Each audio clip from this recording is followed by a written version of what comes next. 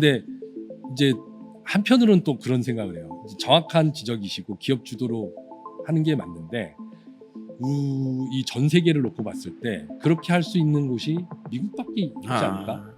왜냐하면은 유럽도 그렇게 못 하고 있어요. 어떻게 보면 이렇게 얘기하면 기업분들한테 좀 이제 욕을 먹을 수도 있겠지만 저는 우리나라가 그래도 로봇을 빨리 캐치업을 할 수 있는 게 어떻게 보면 우리 산업부가 2000년대 초반부터 이제 로봇과가 신설이 되면서 로봇 성애자일 정도로 이런 말이 되나 모르겠는데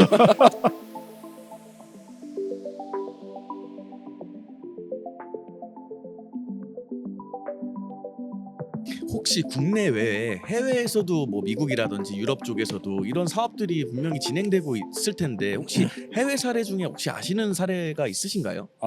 네, 그게 이제 국가별로 좀 달라요. 그게 무슨 말이냐면 네.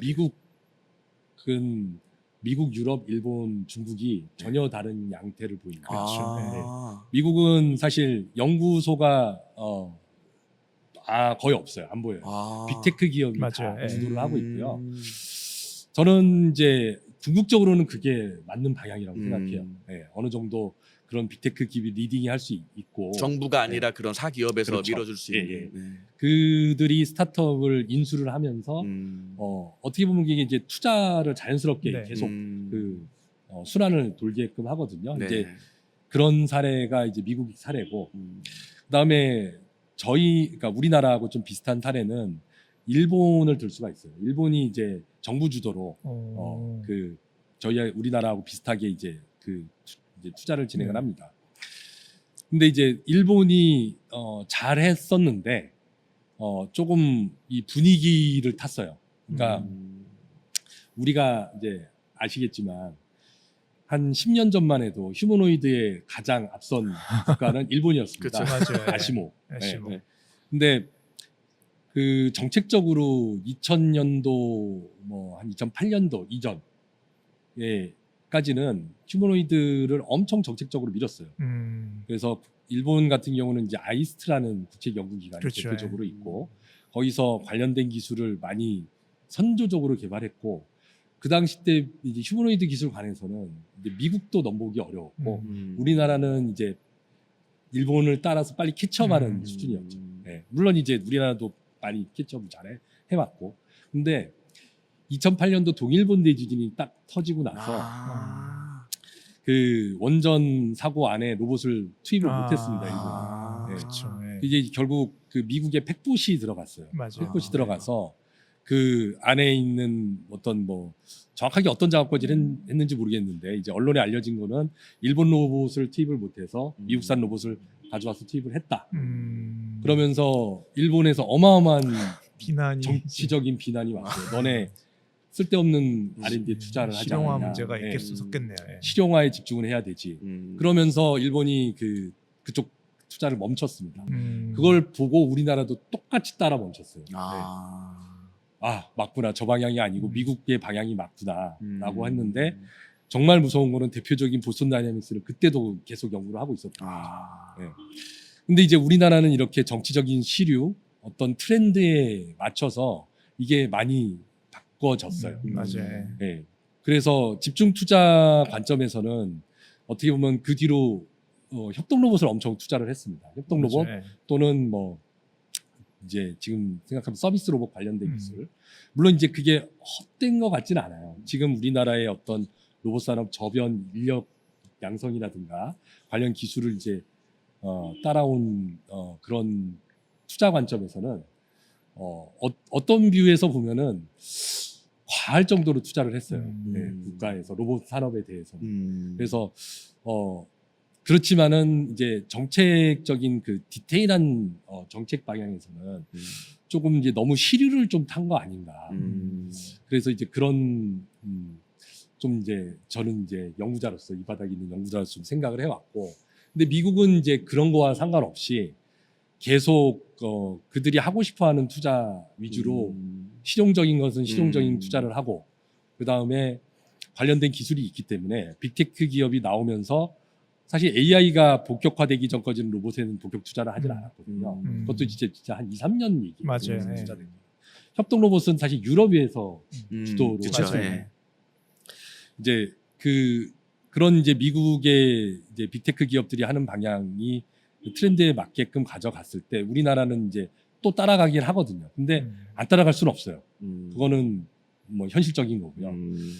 그래서 이런 고민들, 그러니까 일본의 어떻게 보면 일본 같이 이제 정부 주도의 어떤 트렌드를 저희가 따라갈 수밖에 없었는데 사실 저희가 이제 과거는 그랬지만 앞으로는 좀 이제 미국처럼 빅테크 기업들이 우리나라도 좀 투자를 하고 이게 선순환을 이루어야 한다라고 좀 생각을 하고 있습니다. 국가별 얘기를 해주셨는데 대표님 생각은 어떠신가요? 저 되게 좋은 말씀이신 것 같은 게, 저 일단 아까 그 협동 로봇 기술 개발할 때 이제 여쭤보고 싶었던 게, 저희 같은 경우는 협동 로봇 원천 기술 그냥 혼자 생으로 다 만들었어요. 아시겠지만, 정말 잘 아시겠지만 오래됐죠. 거의 한 10년 전부터 해가지고 정말 생으로 개발을 했는데, 지금 생각해 보면 그런 거죠. 우리가 이거를 했었어야 되나? 첫 번째 질문이 이거예요. 우린 여기에 정말 시간과 많은 돈을 써가지고 만들어놨는데, 이걸 연구소에서 했었으면은 그냥 뭐 협력해서 적당히 기술 이전 받아서 썼으면 됐나? 이게 사업을 맞게 하는 거였나? 이런 생각은 지금도 굉장히 많이 합니다. 근데 이게 저는 솔직히 이제 사업을 하는 입장으로서는 동의해요. 이제 미국처럼 기업 위주로 끌고 가는 거를, 결국은 걔들이 이제 시장 1위잖아요. 지금 뭐 국방력의 문제일 수도 있는데, 저는 이제 프로세스의 문제가 다르기 때문에 누가 글로벌 1위를 계속 가져갈 수 있느냐의 차이는 있다고 보는 거예요.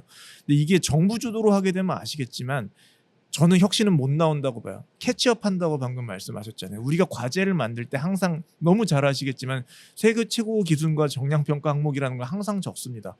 그 얘기는 바꿔 얘기하면, 물론 아니라고는 하는데, 지금 없으면은 적지 말라고 하는데, 세계 최고 기술이 없으면은 못 적는 거잖아요. 그럼 세계 최고 기술이 없다는 거는 이게 물론 쓸모가 있을지 없을지는 모르겠으나 우리는 남들과 다른 방법으로 혁신을 추구한다는 얘기인데, 이게 우리나라 연구 어떤 과제, 소위 이제 과제를 만드는 관점에서는 이게 이루어지는 게 저는 개인적으로 굉장히 어렵다고 생각해요. 과제 통과가 안 된다는 얘기죠. 쉽게 얘기해서. 그럼 우리는 정부 주도로 과제를 만들어서 계속 캐치업. 그럼 다르게 얘기하면 우리는 정말 잘해봐야 2등이란 얘기거든요. 근데 이게 기업 주도로 하는 나라는 전 다르다고 생각해요. 정말 그 유명한 말 있지 않습니까? Think different라고. 유명한 말이죠. 그러니까 그쪽은 이제 돈을 많이 쓰고, 이게 어떤 행정 처리에서 일어날 수 있는 익스큐즈에 대해서 기업이 그냥 내가 다 그냥 감당하겠다. 익스큐즈 하지 마. 혁신하다 실패할 수도 있지. 이런 문화가 굉장히 보편화되어 있는데, 또 아시겠지만 과제 페일하면 굉장히 우리나라에서 어마어마한 일이 또 발생하잖아요. 과연 이런 어떤 보신주의라든지 문화가 어떻게 보면은 기업 주도로 뭐가 일어나지 않기 때문에 발생하고 있는 게 아닌가 라는 생각도 많이 들어요. 근데 저는 개인적으로 바람은 사실 이런 어떤 주도권이라고 해야 될지, 이게 기업적으로 많이 오는 사회적 문화가 형성돼야 된다고 생각은 하는데, 과연 우리나라의 어떤 정치적이라든지 사회적인 문화가 과연 그렇게 될 수 있을 만큼 성숙했는지, 그렇지 못하고 있는 건 아닌지 하는 생각을 하고 있어요. 네. 어쨌든 저는 정부 사이트의 입장에서 되게 좋은 말씀을 해주셨어요. 네. 그리고 이제 좀 새겨드려야 될 것도 많은데, 사실은 저희 연구원이 엄밀히 말하면 정부 사이드는 아닙니다. 민간 맞아요. 연구소 기반으로 그렇죠. 돼 있기 때문에, 민간 출연 연구소이기 때문에, 그래서 좀 더 자유롭게 연구를 해서 하지만 이제 그래도 국책 과제로 많이 이제 수행을 하고 있기 때문에 그런 양쪽의 고민들을 잘 절충해서 제공을 해드려야 되는 거고. 근데 이제 한편으로는 또 그런 생각을 해요. 이제 정확한 지적이시고 기업 주도로 하는 게 맞는데, 이 전 세계를 놓고 봤을 때 그렇게 할 수 있는 곳이 미국밖에 있지 않을까? 왜냐하면은 유럽도 그렇게 못 하고 있어요. 맞아요. 유럽도 정부 주도로 기술을 이제 기업들하고 같이, 물론 이제 조금 더 미국에 가깝게 하지만은 어쨌든 정부 주도로 선도 기술을 발굴하고 기업들에게 전파하는 역할을 이제 유럽에 관련된 이제 기관들, 대표적으로 뭐 덴마크 오덴세 같은 클러스터를 구성해가지고 어떻게 보면 이렇게 얘기하면 기업분들한테 좀 이제 욕 먹을 수도 있겠지만 저는 우리나라가 그래도 로봇을 빨리 캐치업을 할 수 있는 게 정말 어떻게 보면 우리 로봇 산업부가 주무부처거든요. 로봇 산업 주무부처가 2000년대 초반부터 이제 로봇과가 신설이 되면서 로봇 성애자일 정도로 이런 말 해야 되나 모르겠는데 상당히 로봇을 많이 투자를 했습니다. 전 맞아요. 세계적으로 이렇게 지속적으로 담당가가 있으면서 집중 투자를 해왔던 이런 때가 잘 없었어요. 그래서 근데 이제 그렇게 해서 결국 사업화라든가 이런 게 조금은 변명을 하자면 많이 성공적이지 못했지만 맞아요. 예. 어떤 인력 양성이라든가 기술 저변 확산은 좀 기여를 하지 않았나. 라고 좀 이제 변명을 해봅니다. 네. 정말 맞는 말씀입니다. 저도 이제 업계에 처음 들어온 게 2009년 정도였으니까 네. 아시겠지만 그때 이제 지능형 로봇, 지능형 서비스 로봇 육성한다고 굉장히 많은 프로젝트가 이제 많이 네네. 발생했었고 저도 이제 그 지능 로봇 사업단 프로젝트에 있었잖아요. 옛날에. 네. 이제 거기 처음 들어가서 물론 저는 이제 기업의 입장에서 들어갔지만 컨소시엄 대부분이 이제 뭐 출연연이나 학교 분들이셨죠. 이제 네네. 그래서 굉장히 많은 걸 보고 그래서 인력 양성 측면에서 정말 투자를 많이 한 거는 맞는 것 같아요. 네, 이제 아쉬웠던 점 말씀하셨던 것처럼 과연 돈이 이제 됐는지.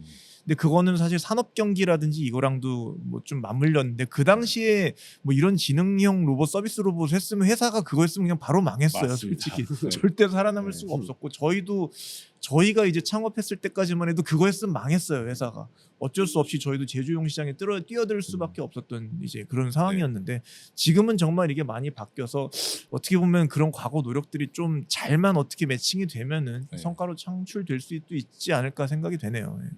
네, 두 분 말씀 잘 들었습니다. 이제 마지막 질문을 하겠습니다. 이제 이 연구소 기업과 그 다음에 일반 사기업이 앞으로 협력해야 될 가장 중요한 기술 분야는 어떤 거라고 이제 생각하시는지 각각의 의견들을 좀 여쭙고 싶고요. 대한민국 로봇 산업에 필요한 협력의 모습은 무엇인지 말씀 좀 각각 부탁드리겠습니다. 센트럴님부터 좀 말씀 좀 부탁드릴게요. 네. 협력해야 할 가장 중요한 기술 분야는 연구소가 들어가면은 당연히 지금 뭐 AI, 휴머노이드 네. 이런 거와 같은 앞으로 다가올 기술이겠죠. 네. 그 기술을 이제 사실 어떻게 피상적으로 받아들이는 것보다는 실제 그 기술을 우리나라의 현실에 맞게끔 다시 재소화해서 실제 우리나라의 로봇 기업들이 경쟁력을 가질 수 있도록 특히 이제 저희가 이제 가장 걱정하는 중국의 공격, 중국 기업들의 네. 공격 여기에 좀 대항할 수 있는 이런 기술들을 찾고 같이 협력을 해야 되지 않을까 싶습니다. 그게 첫 번째 질문에 대한 협력해야 될 가장 중요한 기술 분야에 대한 좀 제 생각이고요. 두 번째로 대한민국 로봇 산업 발전에 필요한 협력의 모습은 결국 이게 말씀하신 것처럼 앞서 말씀하시면은 협력의 형태가 기업이 주가 돼야 돼요. 기업이 필요한 거를 잘 찾아서 요런 기술들을 발굴을 해서 정부 그러니까 연구소와의 협력 방안 모델로 뭐 정부 프로젝트를 진행하든지 아니면 연구소가 갖고 있는 기술을 이전을 받아서 사업화를 하든지 이게 이제 가장 잘 이상적인 모델입니다. 한데 정말 어려워요 이게. 왜냐하면 연구소는 아직도 뭐 저희 문제인데 좀 폐쇄적이기도 해요. 맞아요. 그 기술들을 알기가 좀 어렵고요. 그리고 세세한 디테일한 기술을 알려면 그 담당 연구원들을 만나서 대화도 많이 나눠보고 해야 무슨 기술이 있는지 또 알 수 있기 때문에 사실 그 부분은 좀 더 많은 커뮤니케이션이 필요할 것 같아요. 물론 연구원 측에서도 홍보라든가 이런 노력이 많이 필요한데 또 이게 현실적으로 연구소의 연구원은 또 연구자이기 때문에 또 자기 연구를 막 하려는 하고 이거 나는 논문으로 말한다 뭐 맞아요. 이런 분들이 꽤 많아요. 보고서로 말한다. 근데 그 보고서나 논문 다 읽어보기 힘들거든요. 핵심 파악하기도 어렵고. 그래서 이제 좀 더 그 가장 협력의 모습은 기업이 원하는 바를 잘 제시를 해주시고 커뮤니케이션을 많이 해주시면 연구원이 거기에 잘 따라가는 모습이 가장 좋은 협력 모델이 아닐까. 말은 이런데 좀 어렵습니다. 네. 맞아요. 대표님은 어렵죠. 어떠신지요?